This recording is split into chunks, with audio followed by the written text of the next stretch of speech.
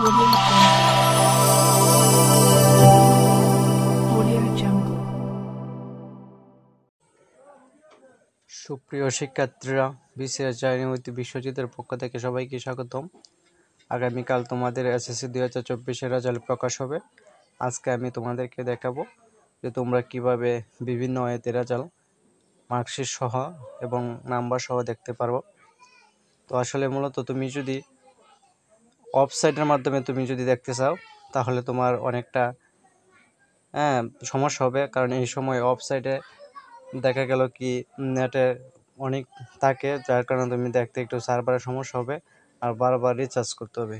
তো তুমি যদি তোমার রেজাল্টটা তাড়াতাড়ি পেতে চাও তাহলে অ্যাপসের মাধ্যমে দেখাটা বেস্ট। আমি যেটা মনে করি, আমি বলবো তোমরা অ্যাপসের মাধ্যমে দেখবে, ঠিক আছে? আর তোমরা যেহেতু কালকে রেজাল্ট দেবে, আজকেই সব কিছু কমপ্লিট করে রাখলে ভালো, যে কীভাবে রেজাল্ট দেখতে হয়, কোন সফটওয়্যারের মাধ্যমে বা সফটওয়্যারটা ইনস্টল করে রাখা, এগুলো আর কি। তো চলো দেরি না করে শুরু করা যাক। প্রথমে তোমরা প্লে স্টোরে চলে যাবে, ঠিক আছে? প্লে স্টোরে গিয়ে তোমরা সার্চ বারে লিখবে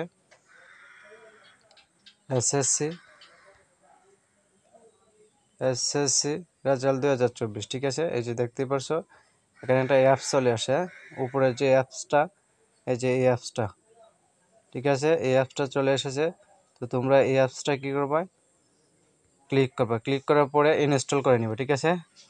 আমার দেখতেই পারছো ইনস্টল করা, তো এই জন্যই আমি ওপেন করে নিচ্ছি। আর তোমরা ইনস্টল করার পর ওপেন করে নিবে, ঠিক আছে?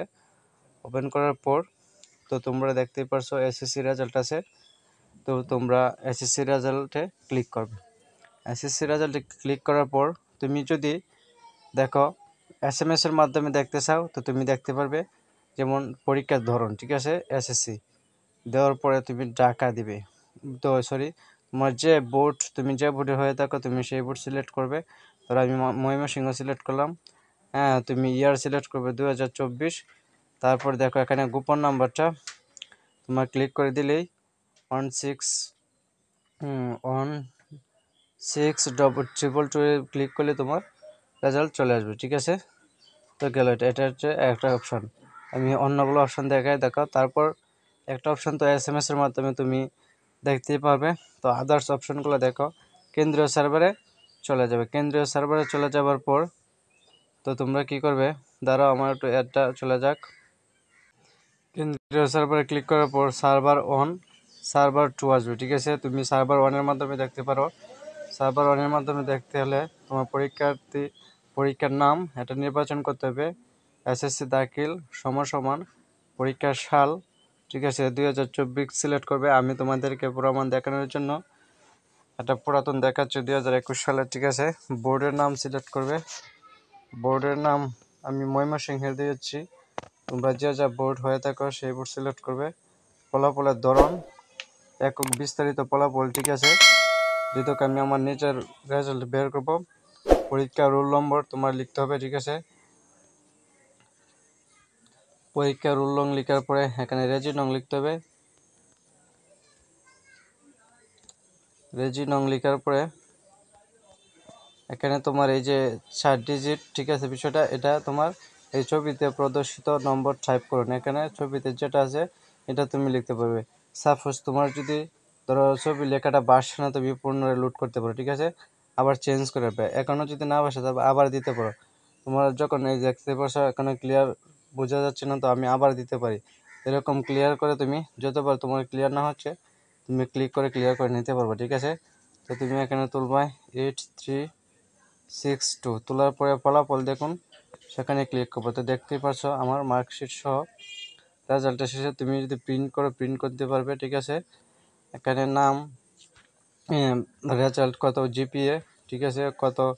কোন সাবজেক্টে কত গ্রেড পেয়েছি সেটা, ঠিক আছে? তারপর তুমি যদি সেভ করে নাও, এখানে সেভ করুন, এখানে ক্লিক করে তোমার পিডিএফ, এই যে পিডিএফে সেভ করে নিতে পারো, ঠিক আছে? তো গেলে এটা একটা অপশন, এই যে সেভ বাটন ক্লিক করবে তোমার সেভ হয়ে যাবে। আচ্ছা, তারপর দেখো দ্বিতীয় অপশন হচ্ছে তুমি আবার এটা ব্রেকে যাবে। ব্রেকে যেয়ে তুমি সার্ভার 2-তে কীভাবে ফলাফল দেখে তো সেটা আমি দেখাচ্ছি। সার্ভার 2-তে ক্লিক করবে। সার্ভার 2-তে ক্লিক করার পর এখানে কতগুলো অপশন আছে, এই অপশনগুলো ফিল আপ করতে হবে। দেখো একটু জুম করে নিলাম। তারপর এসএসসি দাখিল সেটা দিয়ে দিলাম। তারপর ইয়ার তোমরা 2024 সিলেক্ট করবে, আমি 2021 পুরাতন একটা দেখাচ্ছে সেই জন্য। পরে বোর্ড সিলেক্ট করবে, আমি ময়মনসিংহ সিলেক্ট করছি, তোমরা যে যা বোর্ড হয়ে থাকো সেই বোর্ড সিলেক্ট করবে। তারপর রোল নং দিবে, ঠিক আছে, আমি আমার রোল নং দিয়ে নিচ্ছি। তো তোমরা নিজের রোল নং দিয়ে দিবে। তারপর রেজি নং দিবে, ঠিক আছে, আমি আমার রেজি নং দিয়ে দিচ্ছি।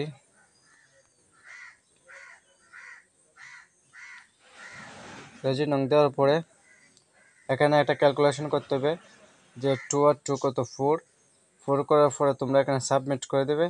সাবমিট করার পরে দেখতে পাচ্ছ আমার গ্রেড জিপিএ, ঠিক আছে, বিষয়টা চলে এসেছে মার্কশিট সহ। হ্যাঁ, তোমরা এরকমভাবে রেজাল্ট দেখতে পারবে। আর এখানে যদি তুমি সেভ করতে চাও, এই যে সেভ বাটনে ক্লিক করে এখানে পিডিএফ ক্লিক করে এই যে সেভ বাটনে ক্লিক করলে তোমার মোবাইলে সেটা সেভ হয়ে যাবে।